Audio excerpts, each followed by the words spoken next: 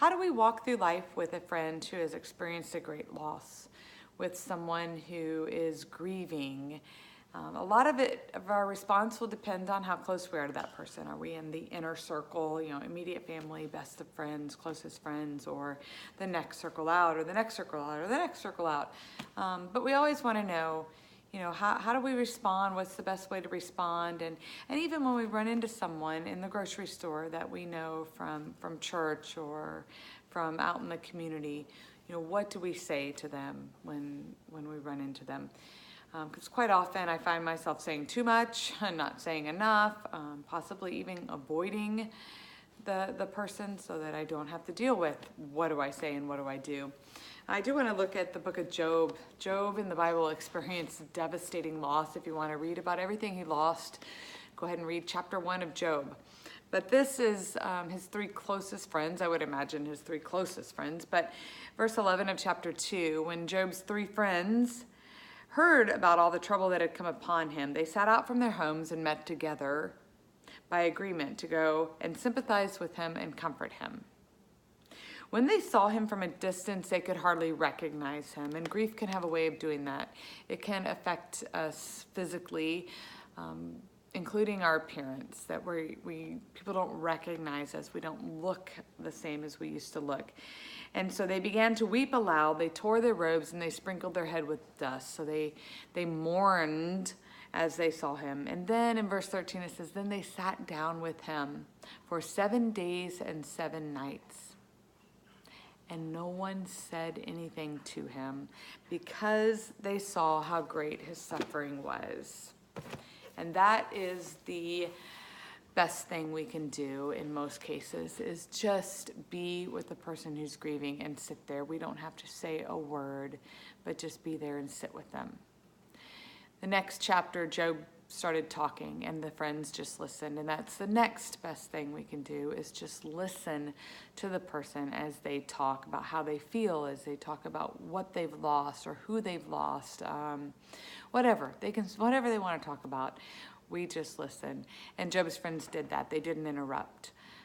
And when Job finished talking, that's when the friends first kind of steered in the wrong direction and they opened their mouth. And it's not that we should never say anything, but quite often when we say things, we are trying to give advice or we are trying to explain the loss. And there's really no advice to be given, and there's really no way to explain the loss. So you can go on websites and you can see lists and lists of things not to say. So the things not to say would be things like, he's in a better place, or it's all part of God's plan, or I can't wait to see how God uses this in your life, or you have so much to be thankful for, you should start a gratitude journal. Those are things not to say.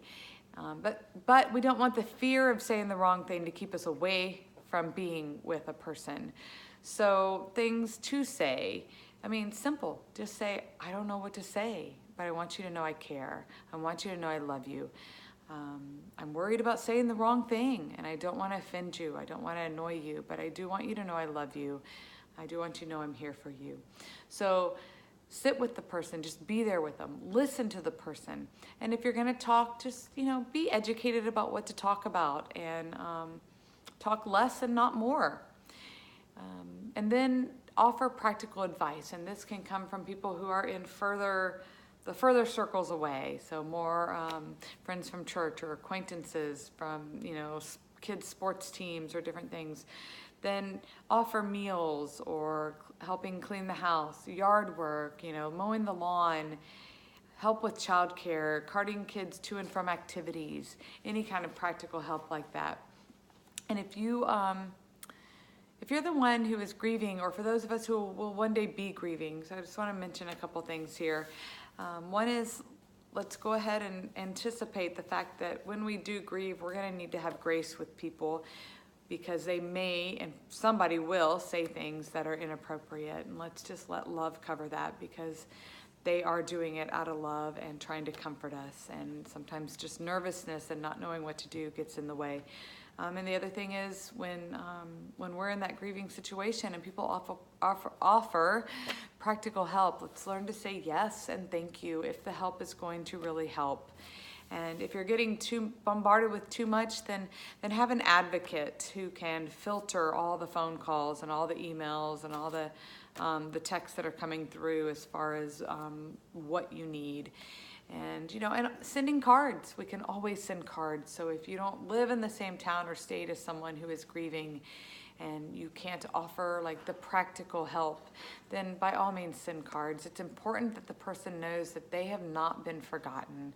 And so all these are things that we can do. And as the holidays approach, just remember that even people who are grieving losses that happened years and years ago, there will be triggers that bring back sadness and bring back memories, and holidays are one of them. It can be holidays, it can be other days during the year, birthdays, anniversaries, it can be certain smells that bring back the sadness, and just allow the person to feel it.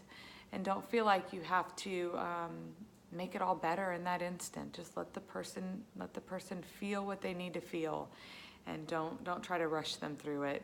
So, and just expect that during the holiday seasons if you are doing the holidays with someone who has in the past experienced a great loss. And so it's, as we go through life together, let's just learn how to do it well together, and let's just love on each other, okay?